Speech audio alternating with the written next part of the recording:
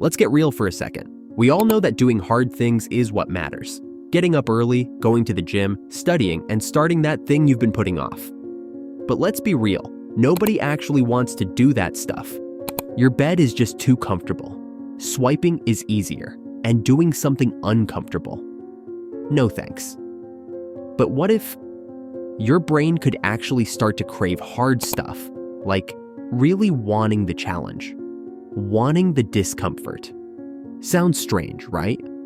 But I assure you, it's real, and I'm going to prove it to you. Here's something you've likely never heard. Your brain's biggest priority is keeping you safe, not getting you better. It isn't interested in your goals. It's interested in keeping things easy, familiar, and predictable.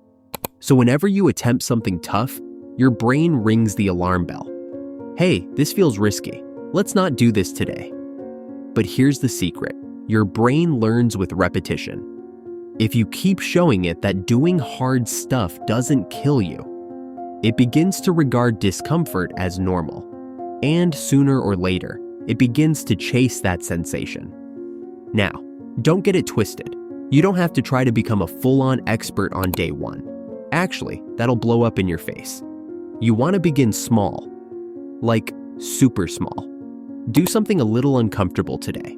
A cold shower, a 10-minute walk without your phone, 5 push-ups. Just one uncomfortable thing.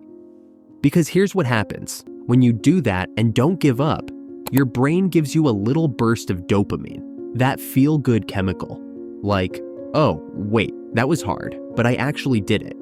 Do that enough times, and your brain starts to connect discomfort with success, with pride, with power. And then, all of a sudden, you want to go back after that feeling again. Most people run from pain. They believe discomfort is equal to something wrong. But what if that's totally backwards? What if pain is a green light in reality? Look, every growth you've experienced has been done via discomfort. Heartbreak, failure, embarrassment, rejection, and a lot more. So rather than running from pain, what if you said to yourself, this is the cost I pay for becoming better? That small adjustment makes all the difference. You move from why does this hurt to this is what growth feels like. Listen, motivation wears off. We all understand that. But emotion lingers. Emotions are enduring. You require a why that provokes something in you, something profound. Perhaps it's proving yourself to yourself. Perhaps it's escaping a circumstance you despise. Perhaps it's safeguarding your future self from a life of regret. Whatever it is, make it personal. Write it down. Read it when you don't feel like quitting. Because when you tie the hard thing to something that really matters to you, it's a whole lot easier to do it. You're not doing it because you should. You're doing it because your life is at stake. Here's a cheat code. Don't ask yourself, do I feel like it today?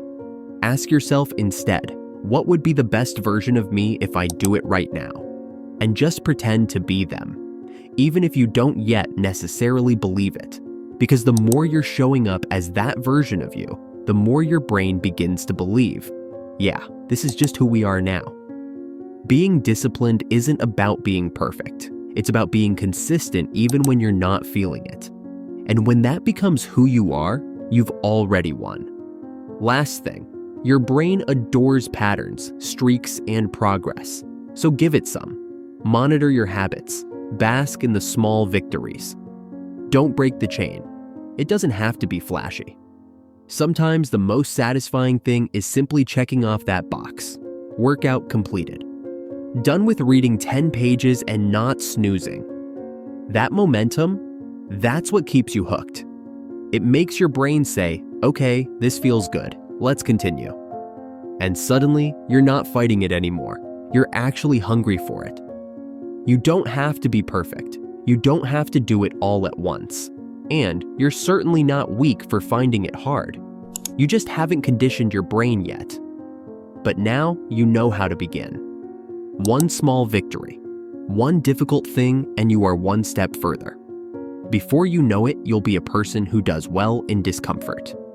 who is looking for the challenge, who does what others don't. And it won't feel contagious. It'll feel like home.